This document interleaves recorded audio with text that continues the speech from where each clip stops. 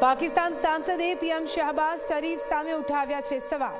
પાકિસ્તાની સાંસદે શહબાઝ શરીફને ગણાવ્યા છે ડરપોક।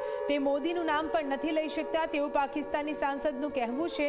શરીફની સેના નિરાશ થઈ ગઈ છે।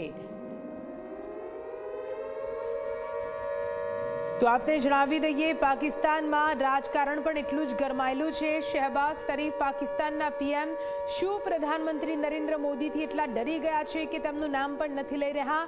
આ સવાલ ઉઠાવ્યા છે પાકિસ્તાની સાંસદે। પાકિસ્તાની સાંસદે કહ્યું છે કે તે મોદીનું નામ પણ નથી લઈ શકતા। શરીફની સેના નિરાશ થઈ ગઈ છે। હવે કંઈ પણ તેમના હાથમાં નથી। પાકિસ્તાની સંસદે શહબાઝ શરીફને ડરપોક ગણાવ્યા છે।